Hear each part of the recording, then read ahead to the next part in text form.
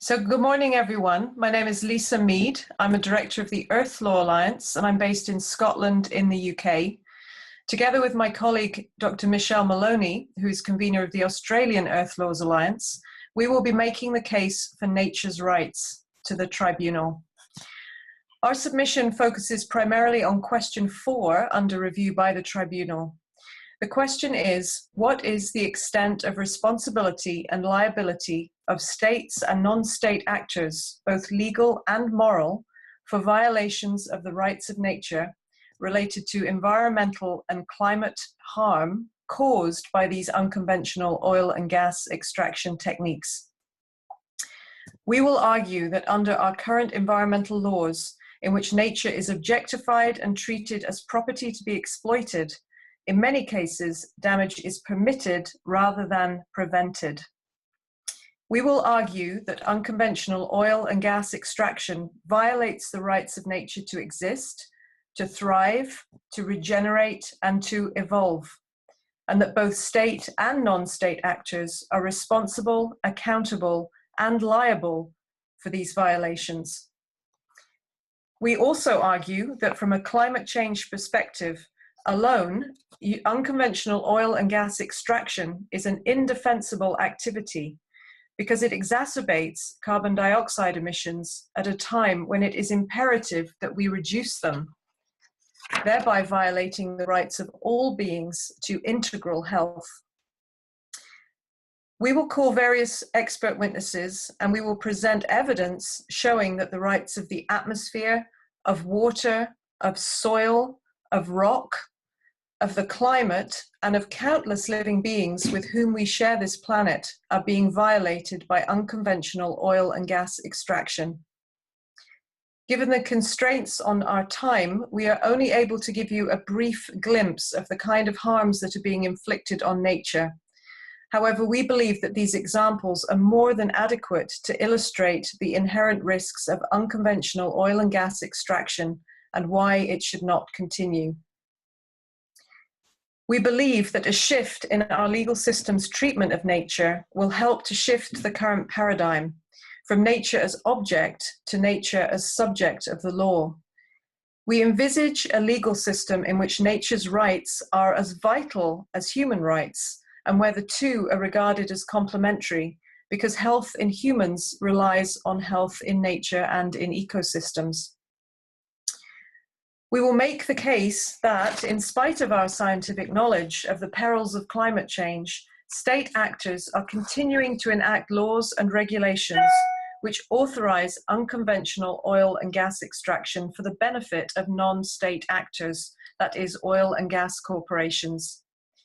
We will argue that the responsibility for the damage done lies with state and non-state actors, and that they are responsible and therefore liable for environmental and climate harm caused by unconventional oil and gas extraction. Our written submission, delivered to the Tribunal on the 30th of March of this year, highlights this and also contains further non-exhaustive evidence of the kind of damage to nature that's been occurring. Ultimately, we are asserting that a fundamental reassessment of our relationship with the living body of Earth is vital for nature's survival and thus for our own survival. And now moving to the foundations of our arguments in support of the rights of nature. In considering the rights of nature in relation to climate change and unconventional oil and gas extraction, it's important to recognize that there is already recognition in a number of international instruments that nature has the intrinsic right to exist, thus demonstrating that over the last 40 years, our collective thinking in industrialized societies has been shifting from a purely anthropocentric and utilitarian perspective to a worldview that recognizes nature's intrinsic worth for its own sake. At present, formal international law, that is, law created between nation states, does not yet recognize the rights of nature. But legislation and court cases exist around the world recognizing the rights of the natural world, and a large number of civil society agreements and statements advocate for the rights of nature. We draw on this emerging movement and the statements and laws within it for our submission to the PPT. We also draw on the Universal Declaration of the Rights of Mother Earth, abbreviated as the UDRME, which is a powerful civil society statement created and endorsed by more than 30,000 people from 100 countries who attended the World People's Conference on Climate Change and the Rights of Mother Earth in Cochabamba, Bolivia in 2010. As I already mentioned, explicit recognition of the rights of nature and of the sacred importance of the living world has been acknowledged in many international statements and agreements. For example, in 1982, 111 countries voted to adopt the World Charter for Nature, which recognizes that every life form is unique, warranting respect regardless of its worth to humans. The Charter recognized that humankind is a part of nature and life depends on the uninterrupted functioning of natural systems. Prior to that, in 1980, the International Union for the Conservation of Nature, the IUCN, had recognized that every form of life warrants respect independently of its worth to humans, to people. Human development should not threaten the integrity of nature or the survival of other species. And in August 2016, the World Conservation Congress of the IUCN went further and adopted Resolution 100, incorporating the rights of nature as the organizational focal point in IUCN's decision-making. These IUCN resolutions influence global and national conservation policy. We also see the growing legal recognition of the need for healthy ecosystems and also the need for human duties to the environment, with 140 countries to date, including environmental protection of one kind or another in their constitutions, and 86 of them explicitly recognizing the human right to a healthy environment. This is a good start, but it does not go far enough. And so in light of the current failure of the international legal system and of so many national legal systems to recognize nature's intrinsic right to exist, our submission to the PPT therefore draws on the legal principles set out in the Universal Declaration of the Rights of Mother Earth. And in order to articulate what the rights of nature are, we will also reference the growing body of rights of nature and legal personhood laws around the world. My colleague, Michelle Maloney, will expand on these recent rights of nature developments in our session tomorrow afternoon. So today, we have invited a number of expert witnesses to join us in making the case for nature. First, we will hear from Cormac Cullinan, author of Wild Law, a Manifesto for Earth Justice, who will talk more about the principles of Earth jurisprudence and why fracking is a contravention of the Universal Declaration of the Rights of Mother Earth, and what Earth jurisprudence means in practice for action on climate change and unconventional oil and gas extraction. Next, we will hear from Linda Sheehan, Senior Counsel at the Leonardo DiCaprio Foundation. Linda will look at the codependency of human rights and nature's rights and the need for legal change. She'll also look at the big picture of how fracking is exacerbating climate change. Thereafter, we will begin to address some of the substantive violations of nature's rights. First, looking at violations of the rights of animals and plants, and second, violations to water. We will be calling 4 expert witnesses today to provide testimony on these issues. So our first presenter, Cormac Cullinan, has been a leading advocate for earth laws and rights of nature for the last 18 years. Cormac is a director of Enact International, an environmental law and policy consultancy based in South Africa. Cormac is also an author and a climate justice advocate. His 2002 book, Wild Law, a Manifesto for Earth Justice, presents a framework for transforming legal systems to align with the laws of nature and is a clarion call for recognizing the rights of nature in law. In 2010, Cormac was invited to be a lead author for the Universal Declaration of the Rights of Mother Earth, which is fundamental, as I said, to the case that we're making to this tribunal. He's been a keynote speaker for rights of nature at many events, including the 2011 UN Conference on Climate Change in Durban and the Rio+20 Earth Summit in 2012. And Cormac is an honorary research associate at the University of Cape Town. So with great pleasure, over to you, Cormac. Thank you, Lisa. My name is Cormac Cullinan, and I'm a member of the Executive Committee of the Global Alliance for the Rights of Nature, and have been an active advocate for Earth jurisprudence and the rights of nature for about 18 years, and I'm based in Cape Town. I've been asked to explain Earth jurisprudence and why this philosophy of law, and specifically the rights and duties specified in the Universal Declaration of the Rights of Mother Earth, are relevant to the Tribunal's hearing on fracking. Indeed, I'll argue that they are more than relevant, that they are fundamental to the decision that the Tribunal is called upon to make in this case. So first of all, what is Earth jurisprudence? Earth jurisprudence is a term that I coined to describe a philosophy of law that is ecocentric as opposed to anthropocentric. In other words, a jurisprudence based on the understanding that the primary purpose of human legal systems must be to ensure that human beings live and behave not only as good citizens of human communities, but as good citizens of the whole Earth community. In other words, for humanity to flourish, and indeed even to survive, we must adapt our behavior to the characteristics and constraints of our environment. Since law is one of the most important tools for structuring human societies and for regulating human conduct, it must follow that laws should be directed towards this fundamental purpose. And I refer to laws which reflect Earth jurisprudence as wild laws. So turning now to give you a clearer idea of what is meant by Earth jurisprudence, I'll deal with some of the fundamental principles of Earth jurisprudence. Perhaps the first is that the universe itself is the primary lawgiver, not human systems.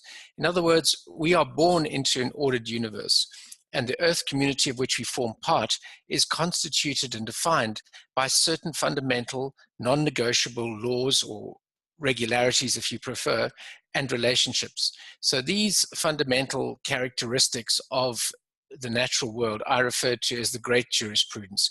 In other words, this is the jurisprudence, if you like, the system of order, the fundamental principles which would inform specific Earth jurisprudences developed by different human communities in specific places and times.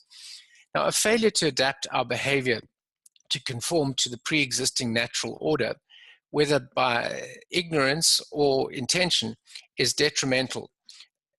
We can see this quite clearly with climate change. It is quite clear that there is a point beyond which the climate becomes unstable if you carry on putting greenhouse gases into it. In other words, whatever that point is, and there may be some argument about it, the existence of a certain the fact that a certain concentration of greenhouse gases will trigger instability in the climate and a move to a very different climate is indisputable and non-negotiable. If we choose not to recognize that fundamental characteristic of the Earth system, then as we see today, it will be highly detrimental to the human species and in fact threatens our survival. So the important point is that there are certain laws, if you like, which are original, that predate human laws, and with which we must conform because they are non-negotiable. So flowing from this, Earth jurisprudence argues that the Earth community and all the beings that constitute it have certain fundamental rights, including the right to exist, the right to habitat or a place to be, and the right to participate in the evolution of the Earth community. Sometimes this is referred to as the intrinsic rights of nature and ecosystems to exist, to thrive, to regenerate, and to evolve. Now, this can be explained quite simply as that which has come into being has the right to be. And in fact, Earth jurisprudence is simply applying the same logic that we use to justify human rights. If we exist, by virtue of the fact that we exist as human beings, we claim to have intrinsic human rights, and that is the same argument that is being applied to the rights of all that has come into existence.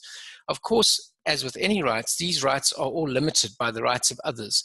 And so the rights of any particular aspect or member of the Earth community must be limited to the extent necessary to maintain the integrity, balance, and health of the communities within which they exist. In other words, the rights of the whole must take precedence over the rights of constituent parts of it, because the flourishing, the ability of any part of the whole to exist will be lost if the whole is degraded.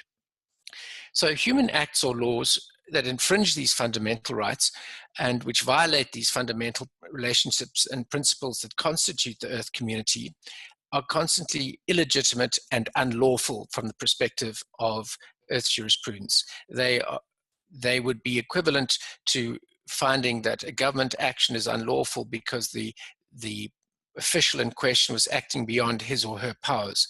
So we say that no member of the Earth community is entitled to act contrary to the fundamental principles of which constitute the system of order into which we are born. So humans must therefore adapt their legal, political, economic, and social systems to be consistent with the natural system of order and to guide humans to live in accordance with it. This means that human governance systems must at all times take account of the interests of the whole Earth community, and must firstly determine the lawfulness of human conduct by whether or not it strengthens or weakens the relationships that constitute the Earth community. So in this case, we would argue that determining the lawfulness of unconventional means of extracting oil and gas must be evaluated on the basis of whether or not they strengthen or weaken the relationships that constitute the Earth community. Governance systems must maintain a dynamic balance between the rights of humans and those of other members of the Earth community on the basis of what is best for the Earth as a whole. They must promote restorative justice, which focuses on restoring damaged relationships rather than punishment or retribution. And they must recognize all members of the Earth community as subjects before the law, with the right to the protection of the law and to an effective remedy for human acts that violate their fundamental rights. I'd like to turn now to the question of why this tribunal should apply the rights reflected in the Universal Declaration of the Rights of Mother Earth. There are many reasons, but I'll focus on four. The first is to cure the bias of existing legal systems. If the tribunal were merely to administer and apply existing international law, they would be applying a legal system which is essentially autistic to the natural world. By defining all of nature as property, we have become blinkered to the reality of an animate world, a community of life created by a myriad of relationships.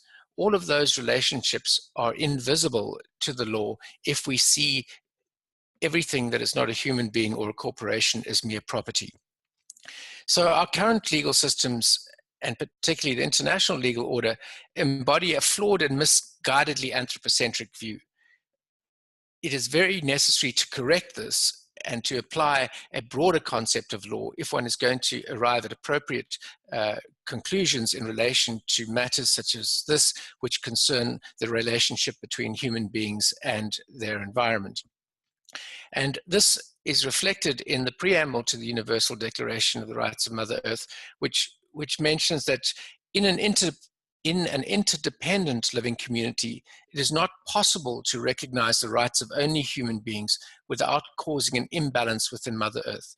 So in other words, if one ignores the rights of other beings and applies only existing international law, one will be essentially embarking on a biased inquiry. So it's necessary to cure the bias of existing legal systems. The second reason for applying this is simply as a matter of logic. Human beings are a branch on the tree of life. It is illogical to simultaneously claim the rights of life, dignity, etc. for the human branch while denying the right of the tree itself to exist and to flourish. It simply doesn't make sense.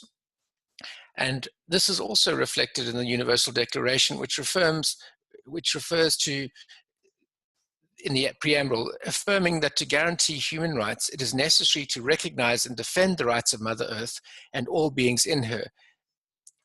So it is quite clear that logically it makes no sense to pretend to deny the rights of the whole while asserting the rights of a part of that.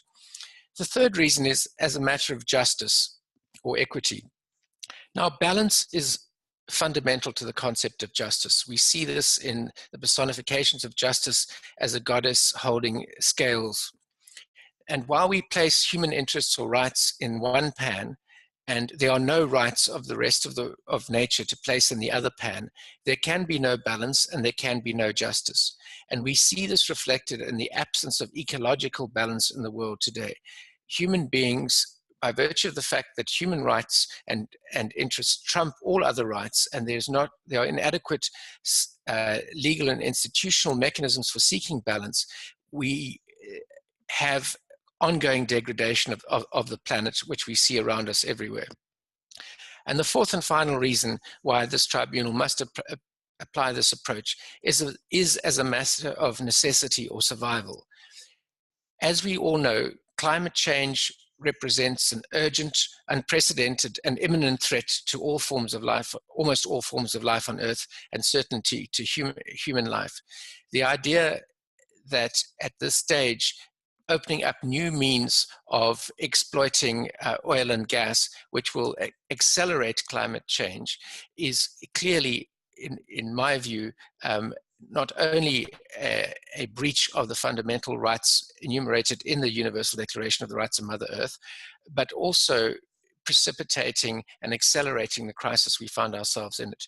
So for a tribunal at this point in human history to apply laws which do not recognize the rights of nature as a whole would, in my view, be highly irresponsible and inappropriate given the urgent situation that we find ourselves in. I would just like to briefly mention two other points for the tribunal to consider. The first is the question of integral health, which will be dealt with in other presentations as well.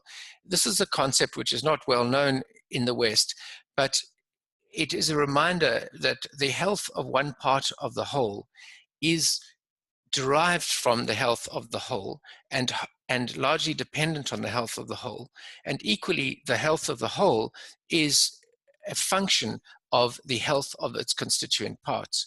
So if we are to assess the health of humanity, for example, and the future prospects of humanity within the context of the Earth community as a whole, we can see that damaging other aspects of the health of the Earth community and the Earth itself will inevitably reflect and damage humanity.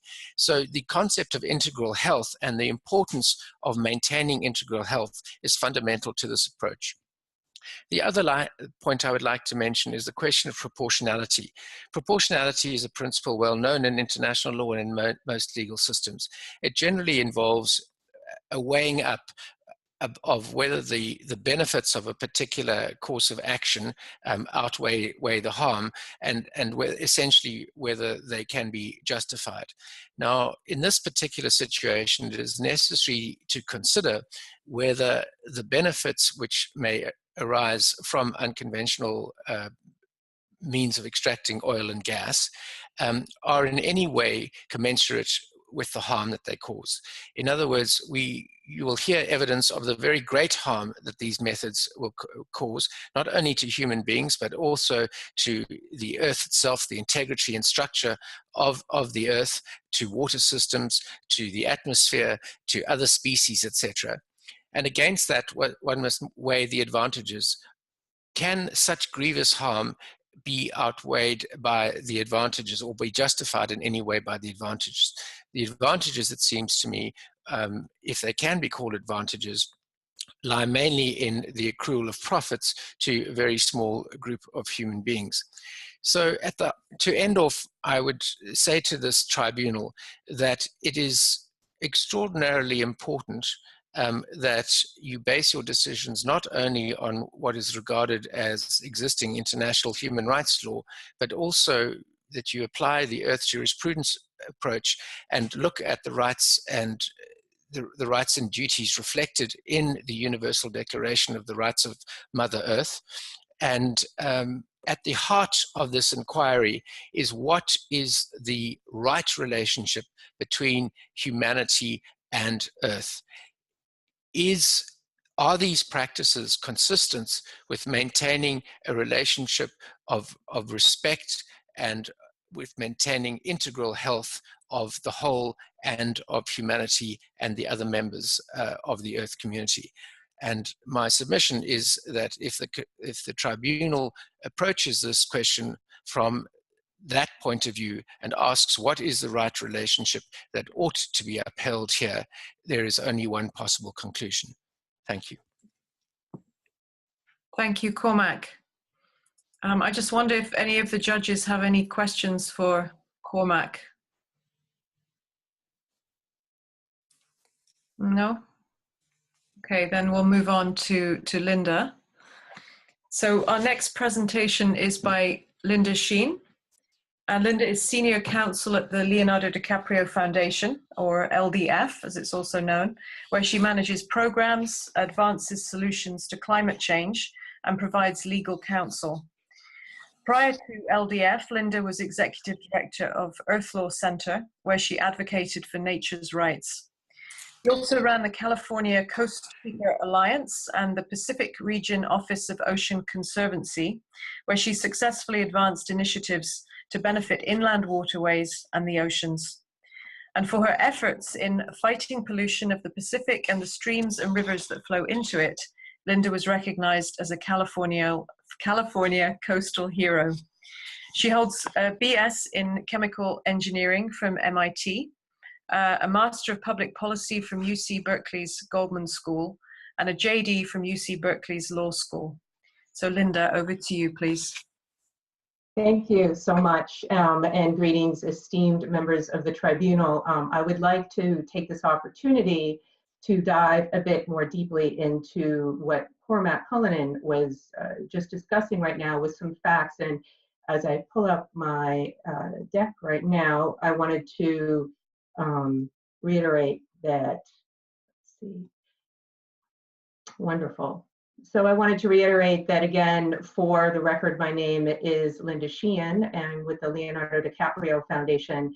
And I have been a member of the Global Alliance for the Rights of Nature, and I'm based in the San Francisco Bay Area.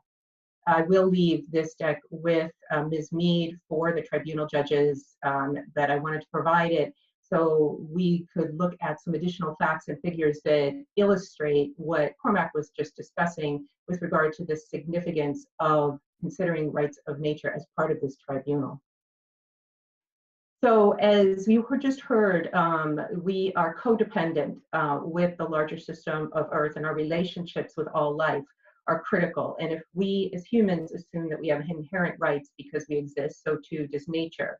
And violating human rights also at the same time often results in violations of nature's rights and vice versa. And we're seeing this in particular happening with fracking, where we see co-violations of human rights, the rights of indigenous peoples, and nature's rights with the same action.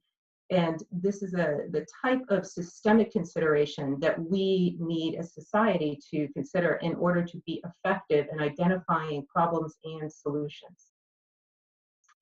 Nature's rights and human rights are codependent, as we heard. Decision makers are considering in a positive way that human rights are consistent with environmental health. And as a result, over 100 countries worldwide have adopted laws, constitutional provisions, and court decisions that recognize the human right to a healthy environment. This is a very positive step. But at the same time, we need to recognize nature's own inherent rights to exist, thrive, and evolve. So as Cormac discussed, and as you heard as well from Lisa Mead earlier, we are asking the tribunal to consider laws that are grounded in the inherent rights of the natural world. Currently, what's happening is that nature is being considered as property. It's a resource that's being used to accelerate short-term profits and wealth for a very few and dwindling number of people, to the harm of the earth and the larger system of life and human populations around the world. So because humans consider nature to be property in our economic and governance systems, it by definition, according to our economic system, is degraded. It's used and processed, and it's treated in a way that allows it to be degraded perhaps more slowly under current environmental laws than it had been in the past. but the trajectory is quite clear. And because our larger economic and governance systems presume that the human well-being is dependent on treating nature as property, such as the way the GDP considers nature's destruction as a positive benefit on our economic system and our economic balance sheets, governments will often side with private industry in disputes over natural systems. So this is something that we need to consider as we're moving forward with how we look at fracking in a larger sense. So what are the types of challenges that we're facing by not considering nature's rights? And what are the types of strategies that we could see if we do consider violations of nature's rights along with violations of human rights and the rights of indigenous peoples as we're considering unconventional oil and gas extraction? Well, just a couple of quotes from people that hold a lot of respect in the larger community.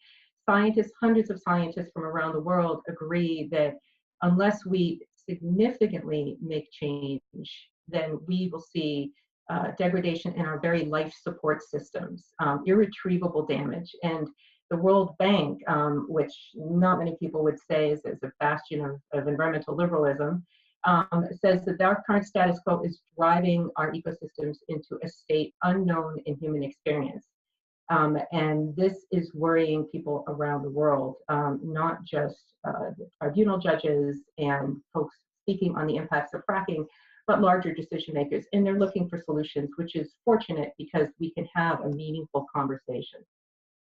Diving in again a little bit more deeply into the types of issues that Cormac and Lisa raised, the rights that have been violated, human rights, indigenous people's rights, and nature's rights, we can look at these and start to parse these out. Earth Law Center did 2 reports on this, looking at various types of co-violations around the world of these types of rights.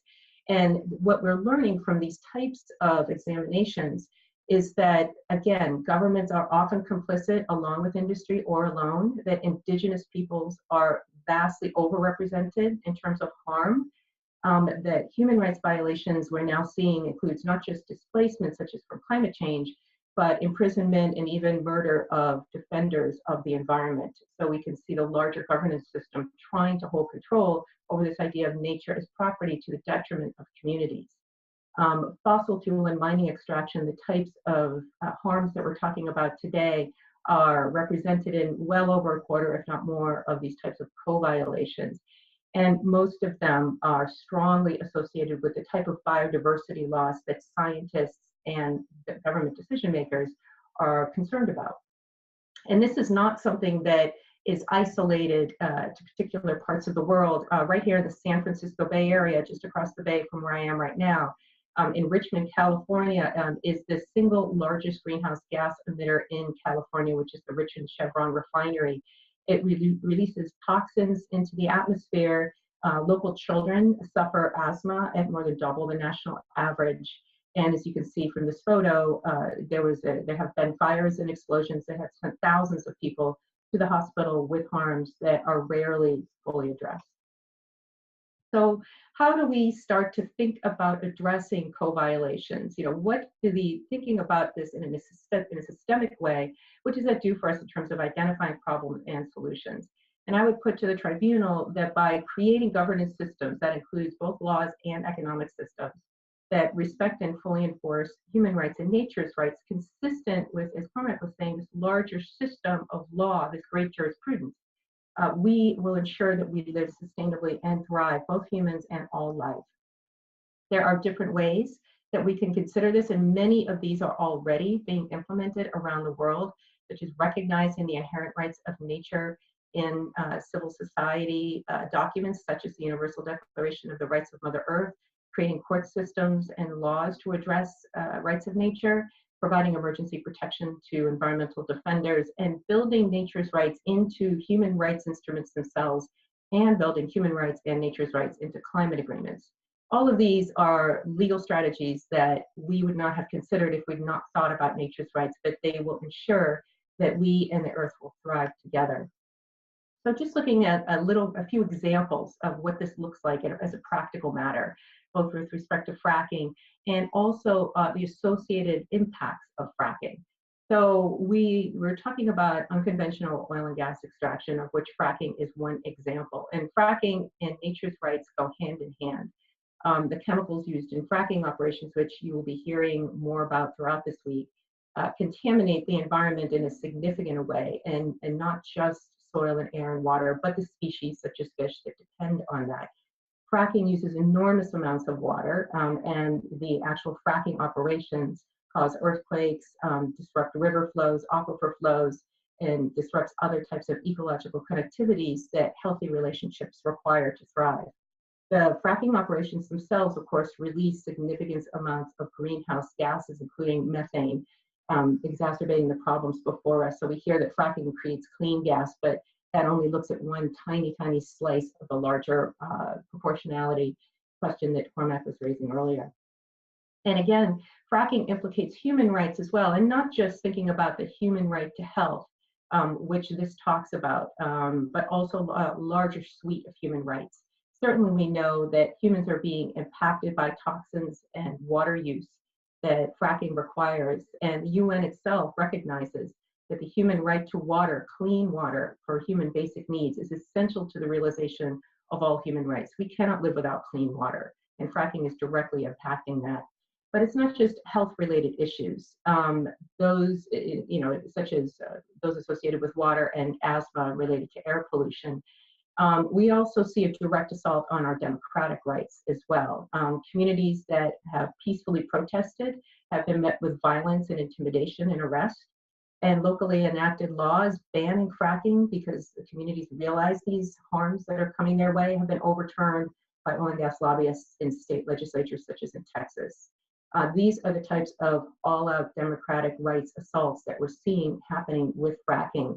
But again, these need to be considered in the larger context of how we consider our relationship with nature. And if we considered that, fracking would be something that we would not likely to be considering as something that's relevant to our energy future. Just looking at fracking, we talk a lot about the direct impacts of fracking and looking at the extraction and the deposit of fracking wastewater. But fracking has much larger systemic impacts. And again, if we're looking more systemically at nature and human relationships, then we will start to more readily see these types of impacts that we may have missed. And again, that will affect this benefit cost to the community equation that we were hearing about earlier. So the fracking boom, this release of cheap shale gas in the United States and elsewhere, is supporting massive new investments in creating plastics. Over 160 billion so far is being spent or planned to be spent on active projects, planned projects that are going in the ground by 2023, just over the next few years, that will lock in plastics production for decades. And this is, again, specifically because of the availability of these cheap sources of fossil fuels.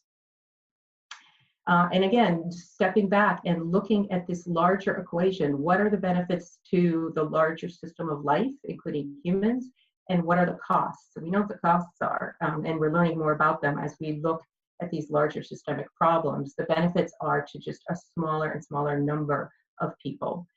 Nature's rights, of course, and plastics are clearly impacted. We know more each day about the amount of plastics, particularly in the oceans, and that species, birds, sea mammals, sea turtles, consider plastic as food and will starve as a result, obviously clearly impacting their inherent rights. New research that is coming out shortly is demonstrating that plastics is degrading in the environment, particularly in the ocean, are producing significant levels of greenhouse gases themselves. So another source of impacts associated with fracking and plastic production that we had not thought about before, greenhouse gases associated with plastic degradation. Plastics also break down into microplastics, which phytoplankton and other small creatures are consuming as food as well, and it's been found even trapped in Arctic ice. One other point related to microplastics is they themselves are enhanced in terms of their toxicity because toxins and contaminants in the ocean readily attach themselves to the microplastics and sink the particles where they become even more contaminated food for organisms. Plastics also affect human rights. We know that seafood eaters are consuming thousands of pieces of plastic annually. That plastic is regularly found in seafood, and it's not just the UK. There have been studies in California that show that a significant amount of plastic in seafood that's caught and inland fish caught and eaten by people.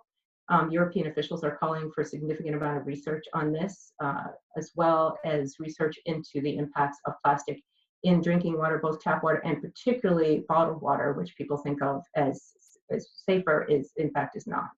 Plastics are also now being found in soils, and we're looking at the impacts of that on plant production. And of course, we know a significant amount about interference with certain plastics with reproductive hormones. So these larger problems are being generated and exacerbated by what is considered to be cheap oil and gas created by fracking. And now as we look at these larger impacts on nature and the impacts that nature and humans have together, because we are codependent, we're seeing that this cost-benefit equation is vastly incorrect, that we need to look at the more holistic picture and have a better sense of how we want to be able to move forward in a way that is safe and healthy for communities, both human and natural communities around the world, and that allows for resilience and flourishing.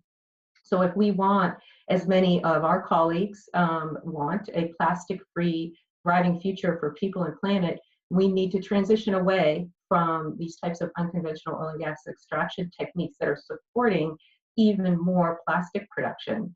And these examples that are just the tip of the iceberg, they illustrate again that Earth's rights must be fundamental to any solutions that we look at. And I put to the tribunal that without considering nature's rights, we miss a significant amount of this analysis, and the resulting conclusions that we have will be altered and flawed. So I encourage you to consider that we must protect human rights by also protecting and safeguarding the rights of Earth. Thank you, and I welcome any questions that you might have.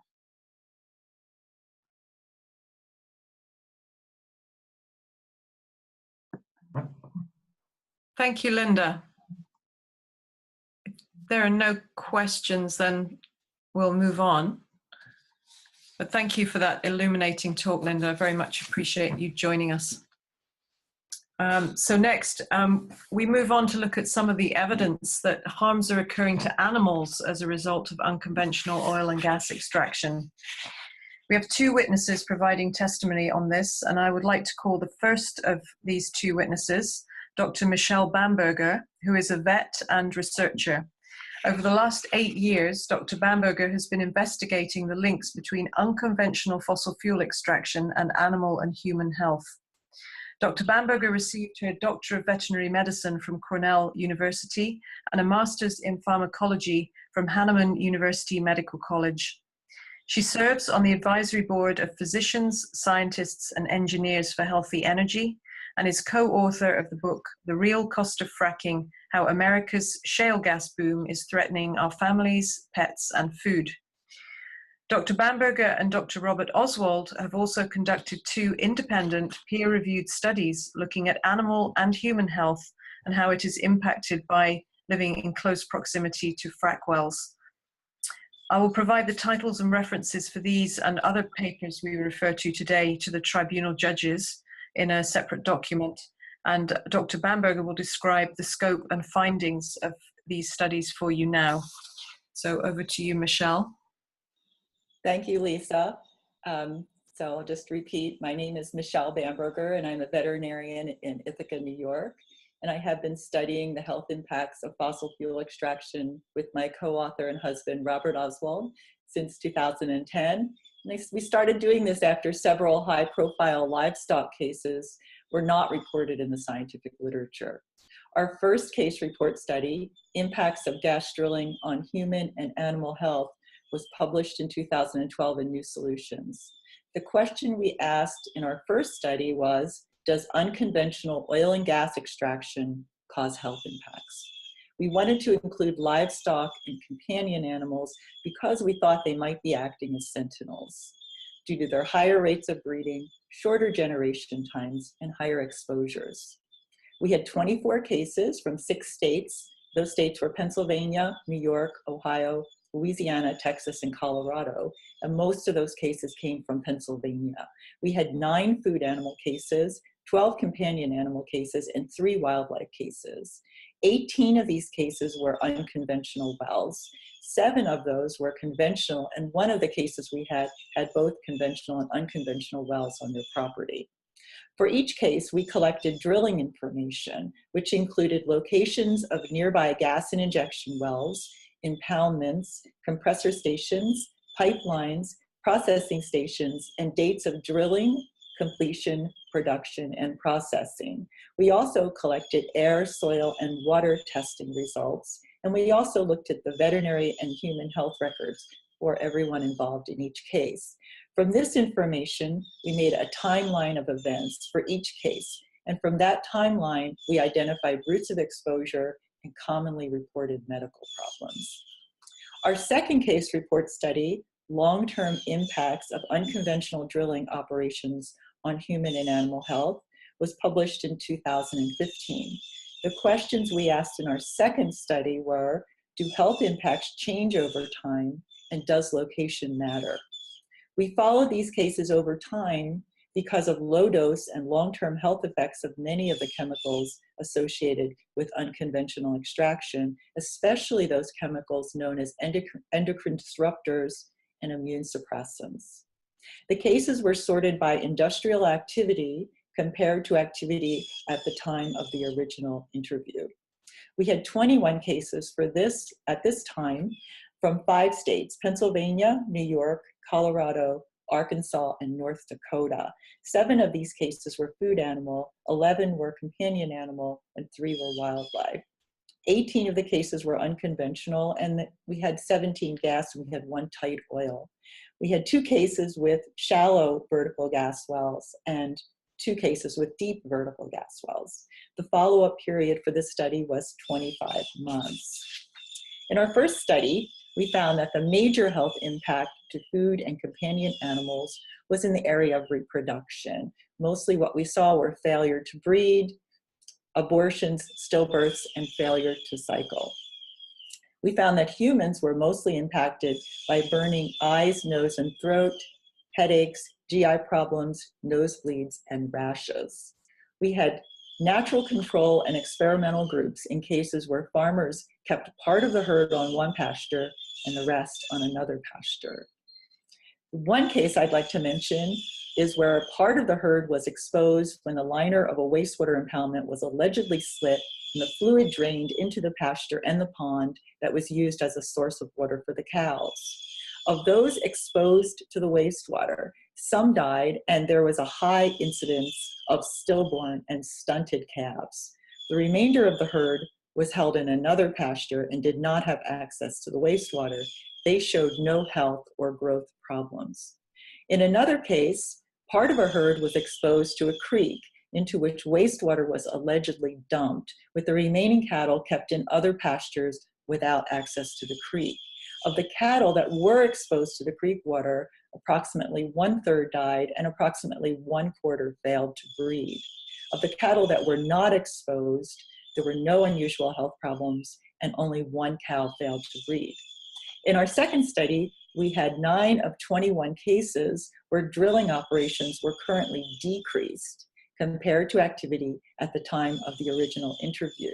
In 8 of 9 of these cases, all health impacts associated with the start of drilling operations decreased in owners and their animals.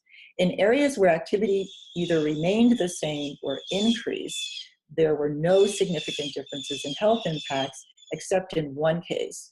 It was a case that woman bred dogs as well as horses, and the health impacts in the animals more than doubled.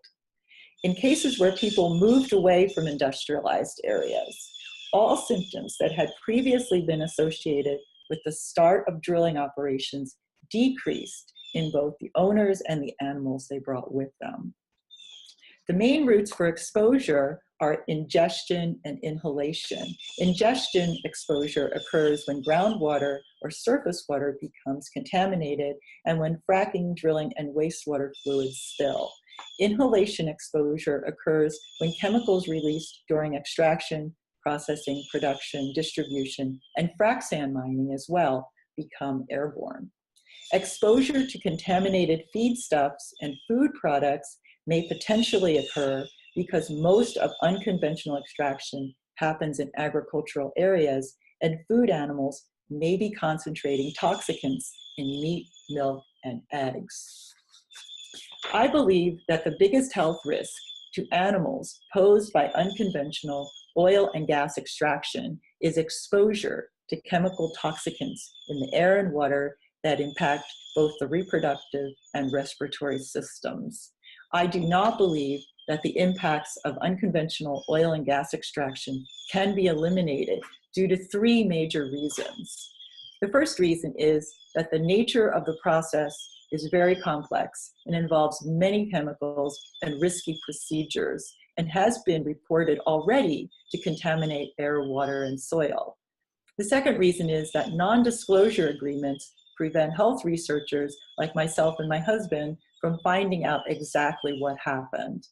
And the third reason is perhaps maybe the most important of all, is that chemical testing should include all substances used in the drilling process, as well as all substances expected to be brought to the surface with the gas. The problem is that traditional chemical testing has serious limitations. So what are these limitations? The first one is that chemicals must first be identified and then tests developed for analysis. That sounds like a simple thing to do, but it is very difficult to develop a test to analyze some of these chemicals. The second thing is that detection levels are often above concentrations that are active in the body. Third reason is we don't know the safe concentration for most chemicals. We don't know the effect of mixtures of chemicals, and the levels of contamination are not stable. And we found this ourselves with some testing that we've done with air and water, where we've gone and measured air and water levels of chemicals, gone back a year later and hit it again, and was vastly different. And oftentimes it doesn't correlate with the amount of activity in the area. So these things are very fluid. I believe that unconventional oil and gas extraction should be banned because it is an uncontrolled health experiment on an enormous scale. And even if it were completely safe and risk-free, fossil fuels should be kept in the ground because of climate change. Thank you. Thank you, Michelle. Do any of the judges have questions for Michelle?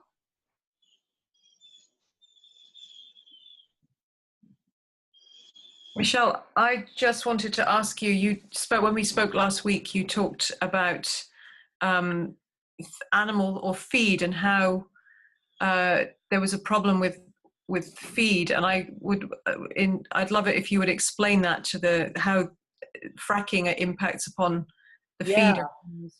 Sure. I think, to get a real understanding of that, you almost have to be out in the field. And so many people have said, just for us here in New York, southern part of the state, just cross the border and there you are. And that is absolutely true. So that was part of our education ourselves, is to go and see it. And I was shocked to see that the cows were grazing around well pads. The crops are planted around these wastewater or production water systems. And I'll never forget the one that we visited in Pennsylvania, where the vent was actually open. It should not have been completely open like it was. And it was obviously venting in the air. It was the sort of air you could see where you could see the chemicals. I don't know if you've ever seen that as a backdrop. I guess they get diffracted sometimes. And there was the corn and squash all around. And the person that was involved on that case, I specifically asked her about those crops and where they were sold. And she said, what's interesting about those crops is that they're considered organic. And that gives us that's another whole lecture, is how the organic certifiers are really not touching fracking issues, not touching whether it's you've got fracking next door to you or not. They're really concerned about the pesticides and that sort of thing. But when it comes to fracking, right now, to the best of my knowledge, it's not out there. So as I was telling you, Lisa, last week, as far as proving this specifically, these tests are probably the most expensive to do, because we're looking at analysis of the chemical toxicant in the animal tissues themselves, and then we're talking about transferring them also, and how do the crops get contaminated? How does it go back and to the animals? These tests are very expensive, so to the best of my knowledge, again, no one has done the sort of tests that should be done, and that's why I said the word potentially. But once you see that, you would want to know where those crops were sold, because you would want to avoid those crops. You would not want your children or anyone to eat anything coming out of those areas. And unfortunately, that's where most of the fracking is occurring, in agricultural areas. So I think we've got a problem. Thank you. And yeah, I had to step away for 1 minute, but I would like if you would explain the example of the herd that there was like half of the herd was exposed to fracking water or some kind of toxic, and the other wasn't. Two cases that I talked about, Lisa. Of course, there were more. And what I said initially was that there were several cases that got us involved, and one of those cases actually is, we could look at it as a split herd. The herd was on the pasture, but because of where the exposure occurred, only part of the herd was exposed, and that was the most dramatic case that we've had. And that case happened in April 2009 in Louisiana. And that was the case that probably everyone will remember once I say this, but 17 out of a herd of 40 beef cattle died within an hour after exposure to frack fluid. This was a mistake on the part of the company. They were filling or doing something with the frack fluid. It leaked out into the pasture, ran under the fence. The cows started drinking it. And within an hour, almost half the herd was dead. So, that was a real dramatic case. The rest of the herd that wasn't exposed, again, to the best of my knowledge, was fine. But there are cases that was the most dramatic. The other cases that I did mention, Lisa, when you stepped away, one was a case, they were both wastewater related, but one was a case that were major reproductive problems. The other was a case where as death and also failure to breed. So reproduction there too. The first case was also stunting and failure to thrive. I didn't mention that as a problem. Reproduction was by far the major one, but we also saw stunting and growth problems in livestock. Thank you for explaining that. And as I said, I will make these research papers available to the judges, and I really recommend that you look at the depth in which Michelle and her husband have gone in putting together the research. So we should move on to our next witness, and this is a video testimony relating to the impacts on animals and plants, and it's by Dr. David Paul, interviewed by Michelle Maloney just in the last few days. Dr. Paul is a senior lecturer and postgraduate research coordinator in the School of Physical, Environmental and Mathematical Sciences at the University of New South Wales in Australia. His research interests range from biogeography, wildlife ecology and geomorphology through to remote sensing and geographical information systems, or GIS as it's also known. Dr. Paul is actively involved in research on threatened species with a particular focus on medium-sized ground-dwelling mammals. His other current and recent research projects include monitoring environmental impacts and geomorphic processes using remote sensing and GIS. So if I share my screen, I'll be able to play this video for you.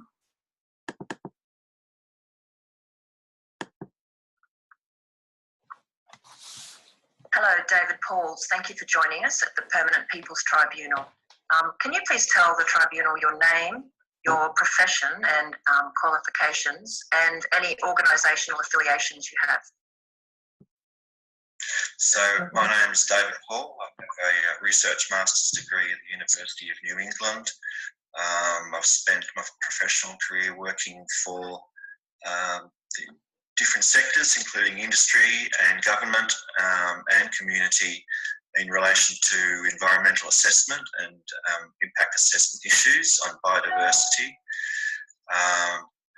And currently, for the last few years, I've mainly focused on assisting communities we're informing them about how they can have their voice in terms of resisting unwanted fossil fuel projects in their areas. Most of my work has been in New South Wales, although Queensland is another area where I have worked extensively.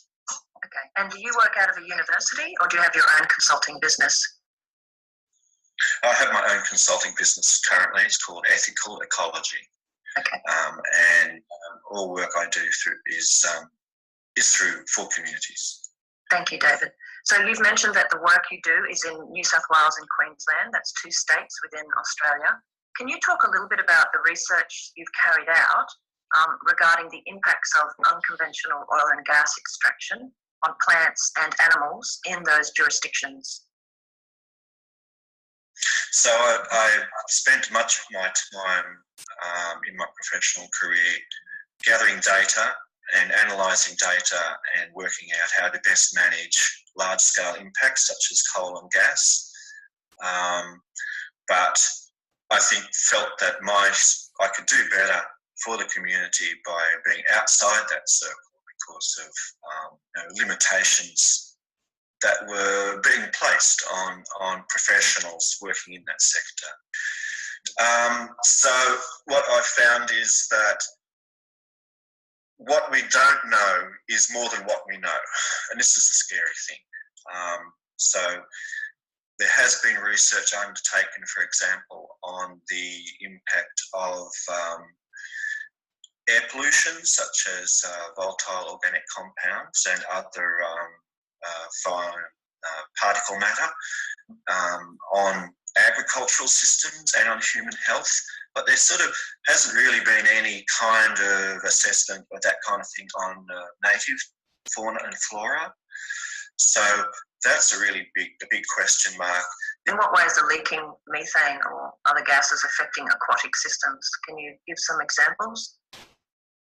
So what we see in the Condamine River, and this was first noticed years ago, was bubbling methane. Now, there's been some controversy about the origin of that methane, but it's obvious that it didn't start happening until the coal seam gas industry was well established in the area. And it seems a bit of a coincidence that we have very intrusive impacts on groundwater aquifers, and then to see the effects on the river. Now, they've only gotten worse, and apparently the bubbling is spreading to other parts of that particular system. Condamine area is a very heavily impacted part of Queensland by the industry. And given the Condamine River flows through very arid areas, and footage has been seen and shown in other places that the methane has been able to catch fire, what kind of impact do you think that has on local plants and animals either relying on the water or coming to the waterhole to drink? Have you guys had in your research any sort of specific examples of plants or animals affected by this gas? As I said, there hasn't been any direct studies done on the impacts of that methane contamination on native animals. And so this is what I'm saying really is my message to the tribunal, is that we don't know what we're doing, and we're given approval for all of these things to occur. Impacts are widespread, significant. Well over 1 million hectares of land is now affected just in the Surat Basin alone, which is a focus area that we looked at. That's not including the Bowen Basin, and that's not including areas in New South Wales, Cooper Basin, and Northern Territory where they're planning to go. So this is one basin, Surat Basin, affected by a million acres, you said, is affected by coal and gas developments. Hectares. Wow. Hectares. Yeah, so it's an under-researched area. So when I say 1 million hectares, I mean the size of the tenements. And basically they're allowed to go anywhere inside those tenements except into national parks. So it's sort of tenure blind. It goes, seems like the pattern for development has been in the remnant woodland and bush areas first, even if they are forest, state forest, which was public land, they were allowed to go there first, where the community sort of impact was less, and then from there spread out across the landscape. And they're planning the same thing in New South Wales. And so But what I've found is that the impacts on biodiversity are also significant. So we not only have the groundwater, we've got surface water, and we've got terrestrial biodiversity is being impacted as well. Now, the Brigalow Belt in Queensland is one of the most over-affected bioregions. It's a hotspot for biodiversity because of past activity and clearing, now we have the issues with ongoing drought and climate change. You know, we shouldn't be clearing more country in this bioregion, if at all possible. And what I noticed in some of what they're doing, so they're starting in the remnant areas, they're fragmenting them. So they're reducing the resilience of those areas. They're opening them up to feral predators. And then they're also removing little small patches of endangered bushland. They're removing them because once they're under a certain size limit, then they don't appear to matter anymore, according to our government authorities. So now we're talking very specifically about the impact of the developments as the gas industry becomes viable in a place. Can you talk a bit about when you say they're opening up areas of land and they're decreasing biodiversity connectivity? Can you talk very specifically when they come into the place, they cut down trees, they clear the spaces for their oil drilling pads? Can you be specific about their impact? Well, so the main impacts from the infrastructure development are pipelines, roadways, connecting roadways, particularly through bushland, and the well pads themselves. Then we have the processing plants, we have the water treatment facilities, we have other kind of depots as well. They store water and things like that. And so the overall impact, say if you've got a field of like 1,000 wells, for example, that's a huge area of impact. And what they haven't considered is the indirect impact. And in this industry, this is where the whole thing's fallen down in terms of the impact assessment, because they just haven't been able to really adequately account for indirect impacts. So the industry likes to say, oh, our direct impacts are so small, but they're not really taking into account the indirect impacts. And the way that our consent authorities have constructed the approvals, they're not really required to take into account the indirect impacts to any significant degree.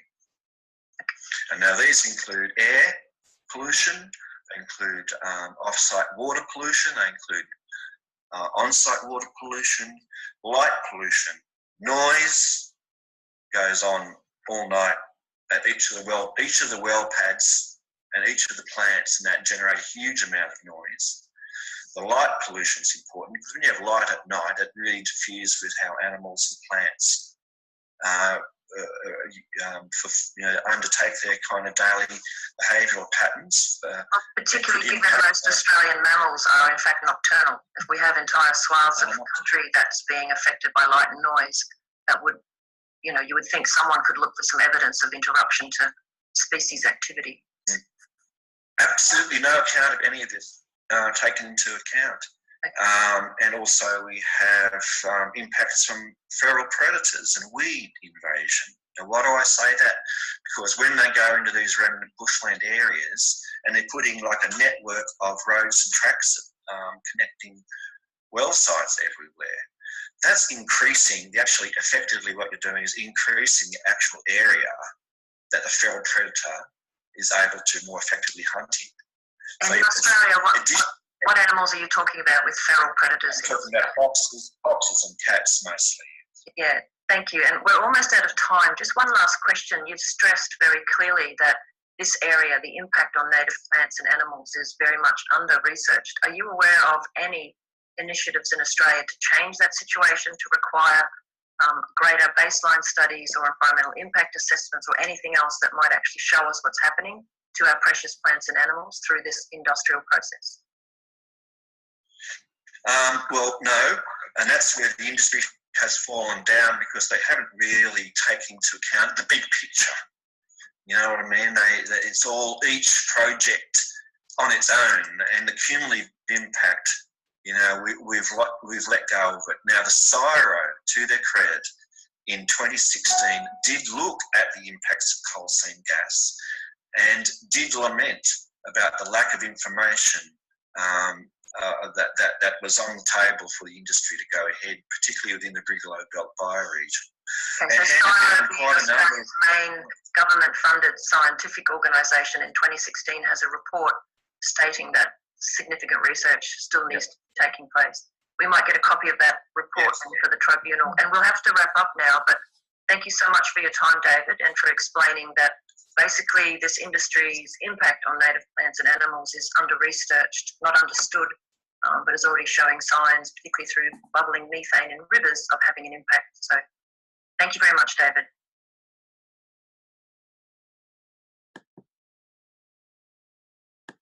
Okay, so we'll move on to look at impacts on water more specifically.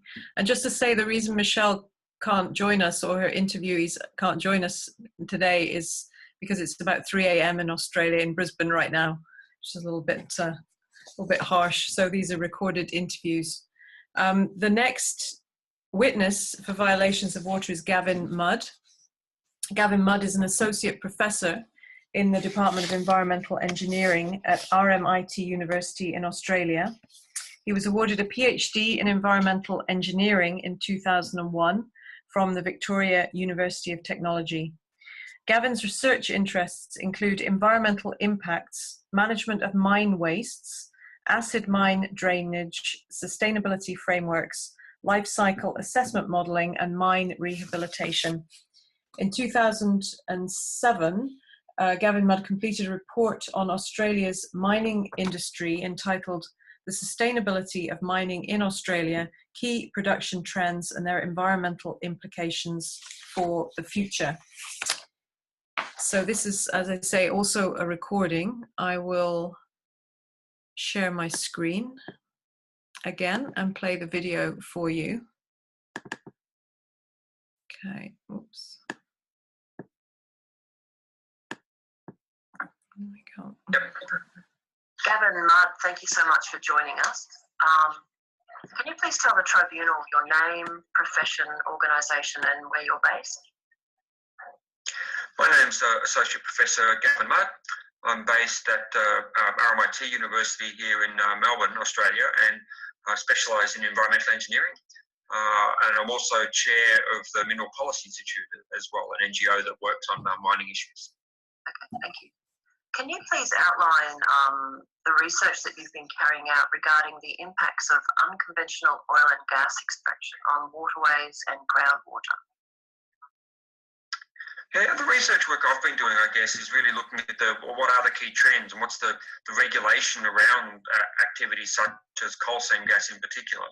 And so, and trying to say, well, what do we know, what we don't know, where is the facts, where is the sort of claims, and actually, well, what is the evidence really showing us? And often, what is the lack of evidence stopping us from actually understanding? And so, that's where a lot of my research has been focused. And I guess it's actually showing that, yes, we can certainly explain the impacts in the Surat Basin on things like the groundwater systems, such as the aquifers that farmers use, but also the Condamine River, and because of the connections between groundwater and surface water, that the impacts that coal seam gas is having on groundwater is translating to impacts on farmers' bores and on methane bubbling up through the Condamine River. So you can certainly explain CSG is a very plausible and I think the most likely explanation of those impacts.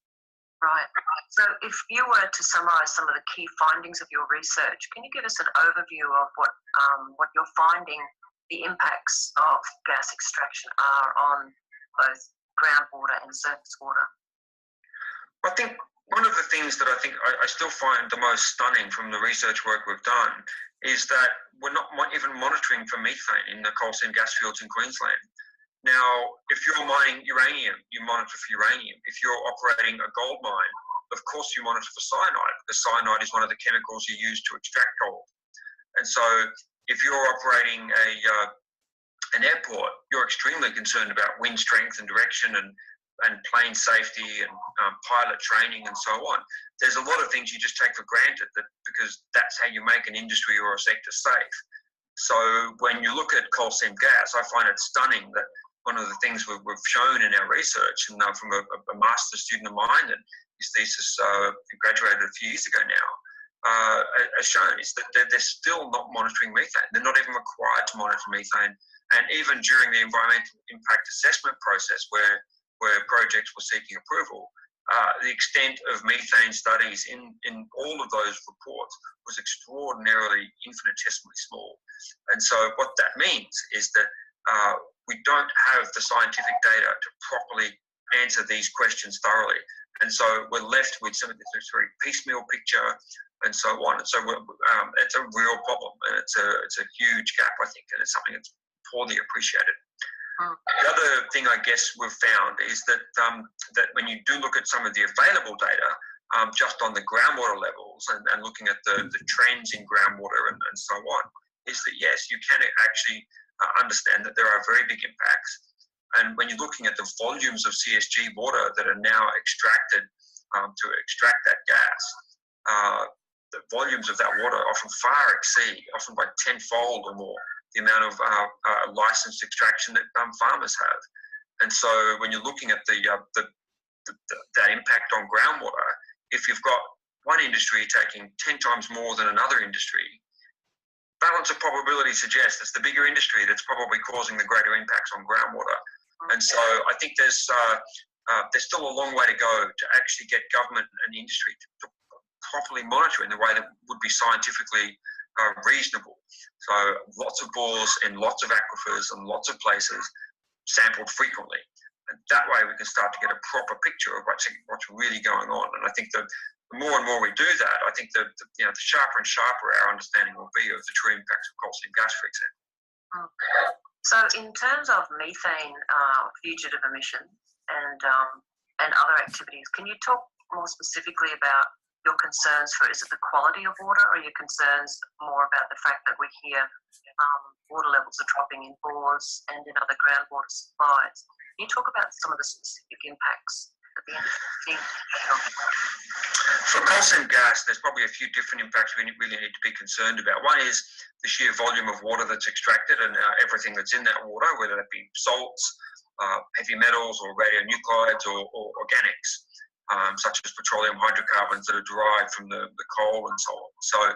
So water quality is a big issue, obviously, with the extracted water from coal seam gas activity. And then how you manage that water in the surface and the superstructures you need to contain all that water before its treatment and then use or disposal or discharge to the environment or whatever is actually done at that particular site. So water quality is a big issue. The other one is that drop in groundwater pressure by extracting all of that water means that you're mobilizing methane. And so you're mobilizing methane on a geological scale effectively now in the Surat Basin in Queensland. And that methane will find the easiest pathway to get to the surface. That pathway may be a farmer's bore, it may be an old coal exploration bore that hasn't sealed properly. It may also be up fracture zones or a fault line. And if that fracture zone or a fault line connects through to something like the Condamine River, of course, you get bubbling in the Condamine River. So to me, I think it's quite plausible, and I think actually quite probable that the impact we're seeing on the Condamine and on farmers and so on, with this massive rise in methane emissions coming through the system, are causally related to what's happening with CSG. So now we need to account for that, and the fact we're not monitoring for methane means we're not accounting for it properly. We're just doing a very coarse assessment. And the studies that have been done, I think, do not answer these questions anywhere near to the scientific rigor that we need. So I think that, to me, is a really big issue. And then, of course, the other thing is, of course, within all of that, farmers are losing their bores. And so that's something that needs to be accounted for. And that's the make good provisions don't really work when the same aquifers are all being impacted. And so we replace one damaged aquifer with the next when that's damaged too. So even though legally companies are required to make good, there's problems in how that actually works in practice, because it's just not that easy. If you've got a system that's damaged, it's problematic. That actually leads very well into the next question, which is, do you think the impacts of fracking or unconventional gas extraction on waterways and groundwater can be mitigated or eliminated in the industry? Well, I think if you look at what we do in other areas, like the contaminated sites industry that deal with contaminated petrol station sites and groundwater, defence sites, chemical sites, even old mining sites, where we have to go in and work out how to remediate them and clean them up. There's a lot of technology out there that can do this, but it hinges on having really good data on the extent of contamination, someone who can pay for this, and the fact that we're actually prepared to address that and so on. Now, some of the risks with coal seam gas, we don't know whether we can really reverse this very easily or not. And we look at the efforts we've gone to in systems like the Great Artesian Basin, where it's taken decades to reverse some of that pressure decline. We wonder, it's not going to be easy. If these impacts continue with coal seam gas in particular, one wonders how you can reverse not only just a pressure decline, but also a decline in water quality and the methane mobilisation everywhere. That's the big issue. Now, with respect to shale gas, the impacts are mainly revolve around well integrity, so making sure the wells are constructed properly, are sealed properly, and so on. And then the other big issue with shale gas is, of course, the re-injection of the wastewater. And so that has been shown in some places to be a significant cause of earthquake risk, especially Oklahoma. So in that way, we can change our practices, we can improve our designs and so on. But at the end of the day, we have to compare those sorts of risks with the same risks for delivering energy or heat services, etc., that gas delivers, such as or electricity, I guess, is the main use of that gas.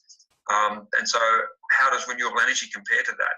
And I think in my mind, when you look at all of the technical studies that are out there that compare renewable energy to fracking, either shale gas or the extraction of methane from coal seam gas, renewable energy wins hands down every time.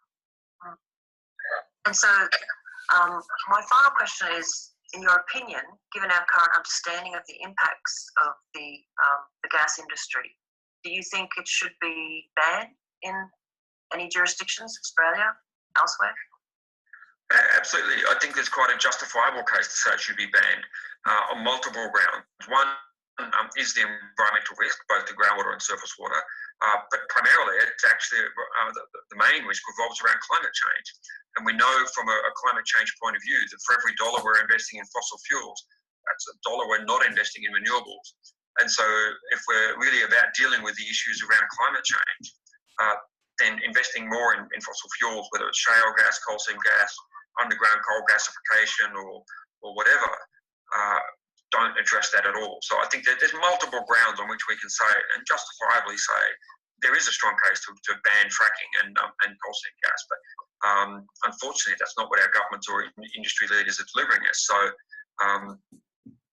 we have to work out how else do we get there. Now, the great hope that I have is that if you're looking at where renewable energy is going, it's becoming incredibly cheap, and it works. We add battery storage into the system and we solve this intermittency problem, and we're seeing all of that technology roll out now, and not just roll out on a boutique scale, but on a large scale. And so I think in that way, that's I think a source of great hope, is that we know what the solution is. We need to start, continuing the investment in that and make sure that that's our future direction, not a backward step into more fossil fuels. That's very good. Thank you very much. And that's all we have time for. So, Gavin, thank you so much for joining us. My pleasure. So even though they were not physically present today, I would like to thank Gavin Mudd and Dr. David Paul for taking the time to provide testimony to the tribunal. And I'd like to move on to our last witness for today. And we're shifting tack slightly to look at how one community in the USA has used rights of nature principles to try to protect their community's water sources from unconventional oil and gas extraction. So I'd like to introduce you to John Olivas. John is based in Mora County, New Mexico. He owns a hunting and fishing outfitters and also works for the New Mexico Wilderness Alliance a conservation organization that aims to protect public land in New Mexico.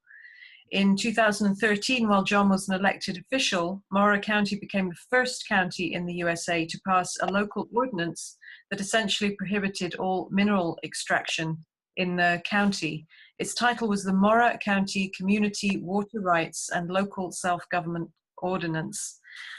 Ultimately, this ordinance was deemed invalid on various grounds by a federal judge sitting in the US District Court for New Mexico. However, Mora County's stance has had a galvanizing impact for other local communities in the USA that subsequently adopted rights of nature ordinances into their local laws in an attempt to stop unconventional oil and gas extraction in their localities, as John will explain. So over to you, John. Thank you, Lisa. Yeah, hi, my name is John Olivas. I am the former chairman of the Mora County Commission here in North Central New Mexico. We took the stand of the rights of nature, a ordinance that banned oil and gas extraction here in our community. When I was elected into this position, there were actually three things that we could have chose to do around oil and gas coming into our community. The first thing that we could have done was do nothing and let oil and gas come into our community and regulate themselves. The second thing that we could have done is we could have regulated oil and gas and allowed them to come into our community and contaminate water, air, the environment to a certain degree under certain regulations. The third thing that we could have chose to do was ban oil and gas within our community, and that was the stance that we took back in 2013. A group of community members went ahead and drafted a community rights ordinance that instilled the rights of nature behind it. So what we did is we went ahead and drafted the ordinance, and the whole purpose of the ordinance was to protect our groundwater and our surface water within our community. Mora County here in North Central New Mexico is an agricultural-based community, so water is precious. We are in the desert southwest of the United States, and water is a precious commodity. So when you have industry who's coming into your community and they're potentially threatening those sources, there had to be something done within our community.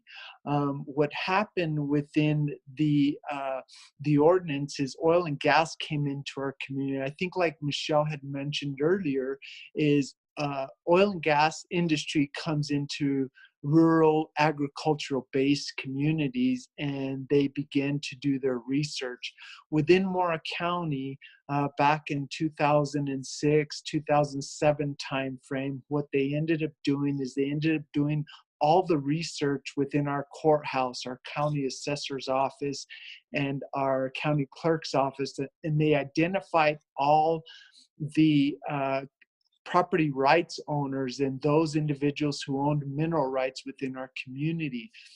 And what they ended up doing is they ended up leasing 140,000 acres of mineral rights within Mora County.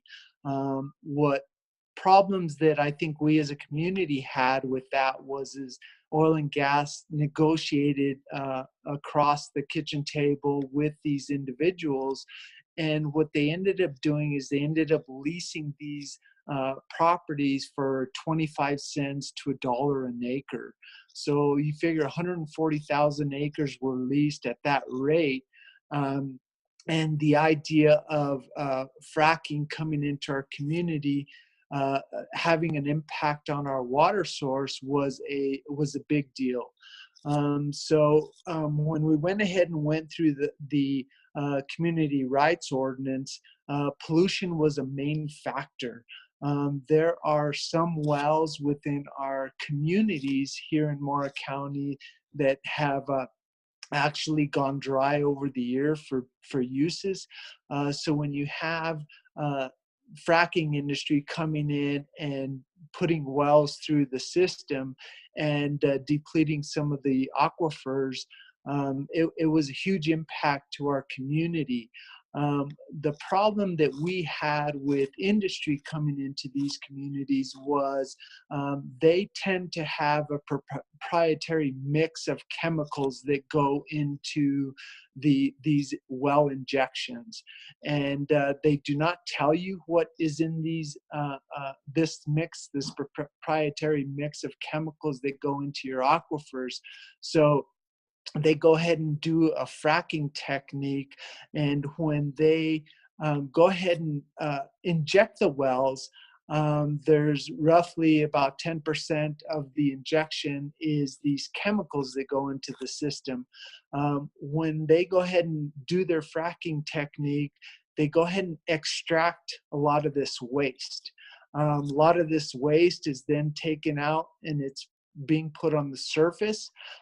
Some of it is being re-injected into retired wells that are within our community.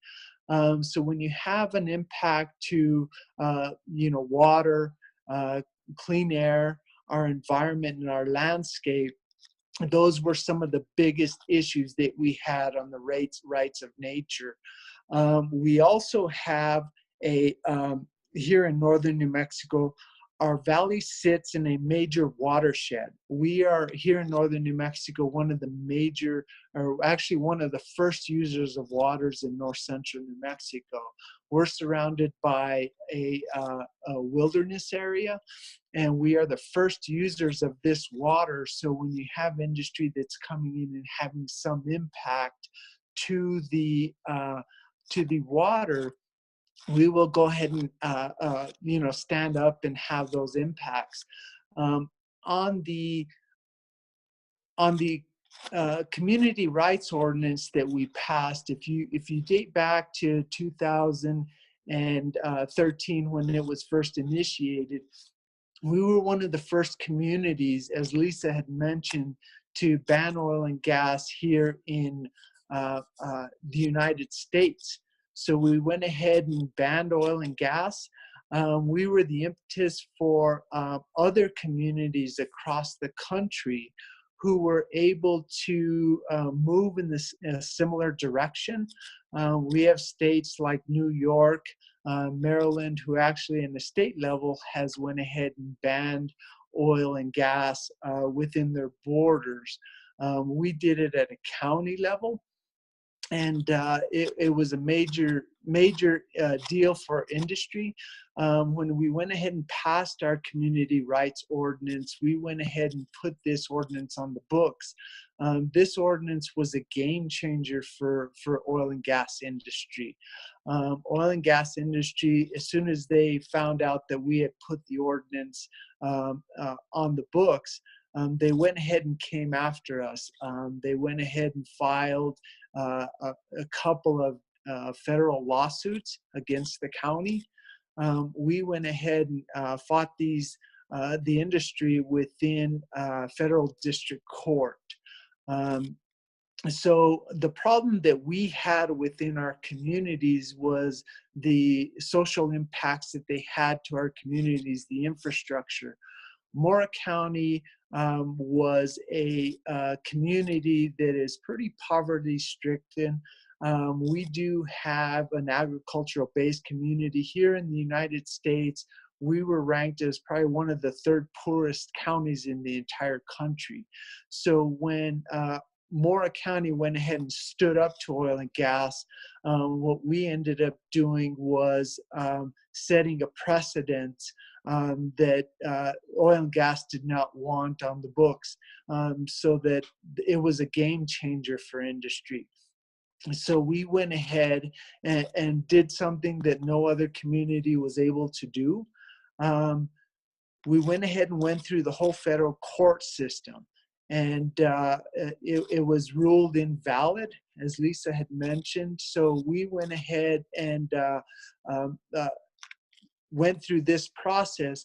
Currently, because our ordinance was ruled invalid and it was repealed by another a following commission, they went ahead and are instituting a regulatory ordinance. But what's going on within the oil and gas industry, because the price of oil and gas is not, it does not profitable for the community.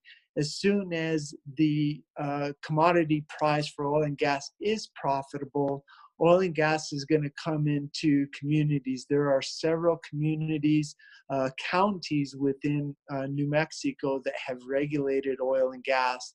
And it's just a matter of time before oil and gas comes into these communities when they're profitable to do so.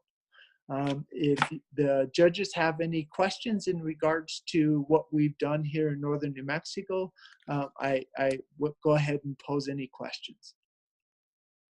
Yes, Gil Beringer. I must say I'm impressed, and I'm thrilled to hear the way you approached the industry and resisted the greed of the companies. As a legal academic, I'm particularly interested in the process whereby the ordinance was found invalid. You said you went through the legal system, the federal courts, and then you, well, can you explain what the court said? Why was it invalid? What they ended up doing is they ended up suing Mora County based on the First, Fifth, and 14th Amendment of the Constitution. So what they did is, within our ordinance, we went ahead and declared that corporations were not people. That was one of the issues that we had. The second component that we had within the ordinance is that, you know, myself as an elected official, I knew I wasn't going to be there for the long term. So what we ended up doing is we ended up putting a section within the ordinance that stated if the ordinance was going to be repealed, it had to have a unanimous vote by the 3 commissioners that we have within our county, and it had to pass 2/3 vote by the people through referendum. The state of New Mexico, what they ended up doing is, because we're not an incorporated community, they were going to sue us if we were going to put this on the ballot. I was voted by the people, and I beat an incumbent to get into my election. And when the Secretary of State mentioned that we could not put this referendum on the ballot, it just made no sense, because there's 3 commissioners who actually set policy for the county, and having a referendum on the ballot to let the people choose if oil and gas was going to come in or not was the issue. So those were some of the 2 main points that we had within our ordinance that were struck down by the federal district judge. Well, it was a good effort, and Yes. you really have something to be proud of. And it must be a really good feeling that others are going down the same route.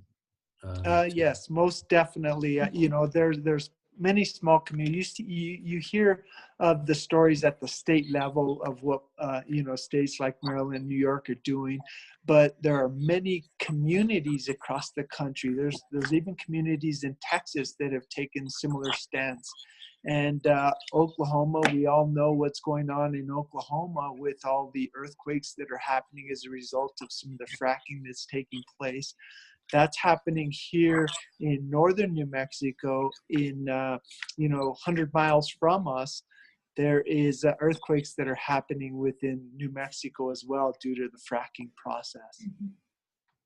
Okay, and lastly, you mentioned that the commissioners, having seen what happened to the ordinance, are now taking, I think, the second choice that you mentioned, regulation. And from what you say, it would appear that attempting to regulate the companies just hasn't worked, and that there are now really bad, serious impacts from the fracking. Is Well, that right? here in New Mexico, there's an oil and gas industry, an association that's actually monitors and regulates oil and gas across the state of New Mexico. If you do some of the research, there's spills all the time. There's depletions that are happening within the aquifers that are, and what's going on is that the current county commission is setting a regulatory ordinance that is supposedly supposed to be so restrictive that oil and gas will not come in. In my opinion, once the oil and gas industry is profitable, they're coming. Yeah, I'm sure you're right. Thanks very much and good luck. Thank you so much for your time. Thank you very much, John. Appreciate you joining us today. And Thank just to you. say that tomorrow, Mari Margill from the Community Environmental Legal Defense Fund will be talking more about these local ordinances in the USA. So there'll be a chance to ask her questions about some of the technicalities of them. And I understand that judgment in the federal judge that presided over the case in New Mexico was a 199-page judgment that came out from that particular case. Well, at least they made them work. So it's time for us to sum up from today's session. So just to recap, and just going back briefly to the Universal Declaration of the Rights of Mother Earth, what does this document seek to do? Well, essentially, it asserts the rights of all of the Earth community to exist and to thrive and to evolve. And it represents the agreed values of thousands upon thousands of members of civil society and represents the core legal principles and growing cultural norms of the rights of nature movement. And since its adoption in Cochabamba, Bolivia, with over 850,000 individuals have signed the Rights of Mother Earth petition, which is calling for the UN to adopt a universal declaration of the rights of Mother Earth. And we argue that based on the evidence that we're presenting, both here and in our earlier written submissions to the PPT, that various articles of the Universal Declaration of the Rights of Mother Earth are being violated by unconventional oil and gas extraction. And so to recap briefly on some of the evidence we've presented today, we heard from Linda Sheehan about the vast area of land in the USA affected by unconventional oil and gas extraction. And she mentioned that there are 680,000 known wastewater wells across the US, and they contain over 1,600 chemicals, many of which have never been tested. And Linda also explained how cheap shale gas is leading to a boom in plastics production, just at a time when we are understanding that the damaging effects of plastic on nature and trying to reduce the plastics in the environment. And then from Michelle Bamberger, a veterinarian and researcher also from the USA, we learned about her studies on the impacts of fracking on farm and domestic animals and how they are suffering from reproductive and respiratory issues. With in one notable case, she mentioned a large group of animals suddenly dying after drinking contaminated frack water within an hour of drinking it. And in our written submission, we've also noted the cases in Canada where hundreds of migratory birds had to be euthanized after landing in toxic shale oil tailing ponds, which are covering an area of some 98 square miles in Alberta. And so David Paul, an ecologist in Australia who researches threatened species, from him we heard that there have not been any direct studies done on the impacts of methane contamination on native animals. However, with over 1 million hectares being affected by fracking not fracking, but coal seam gas extraction in the Surat Basin in Eastern Australia alone, which is where David Paul and his colleagues focused. Then you add to that, there's unconventional gas extraction in the Bowen Basin, the Cooper Basin, and areas of New South Wales, and possibly the Northern Territory is about to be exploited. This is a huge area of land with biodiversity being affected. So he also informed us that the impacts of coal seam gas extraction on biodiversity are significant. For example, the Brigalow Belt in Queensland is a hotspot for biodiversity and one of the most over-affected regions, a lot to do with past activities and clearing of land, and now due to ongoing drought and climate change. And from what Dr. Paul what he's witnessed is that they have started to clear remnant areas to prepare them for unconventional gas operations, and in doing so, they're fragmenting them, consequently reducing the resilience of those areas and opening them up to things like feral predators and invasive weeds. He talked about the main impacts from the infrastructure development, from the construction of pipelines, roadways, processing plants, water treatment facilities, and other depots for water storage. He talked about having a field of if you have 1,000 wells, that's a massive area of impact on nature. And the fact that they've not really considered the indirect impact on nature, just because the way the approvals are given, they're not really required. The companies are not actually required to take into account the indirect impacts, which include air pollution, on-site and off-site water pollution, light pollution, affecting the patterns of nocturnal animals potentially, with huge light pollution in these areas, and also huge amounts of noise going on all through the day and night. Our last witness, or second to last witness, I should say, Dr. Gavin Mudd, who specialises in environmental engineering in Australia, has researched the impacts of coal seam gas on waterways and groundwater in the Surat Basin and also in the Condamine River. And he's shown that there's insufficient research to understand if or how any of the damaged aquifers or waterways can, in fact, ever be repaired. And testimony from both David Paul and Gavin Mudd show the extreme lack of baseline data. So the picture of how things have changed since the gas industry began operations, it doesn't exist, either for biodiversity or water systems. When rivers catch fire, as the Condamine River has done because of methane bubbling up into the water system, then something is clearly very wrong. The rights of nature have been violated. And most worryingly, no one knows if the ecosystems in question can be restored. So we assert that the evidence demonstrates that the fundamental rights of native plants and animals and of livestock animals to exist, to thrive, and to evolve are being violated by unconventional oil and gas extraction.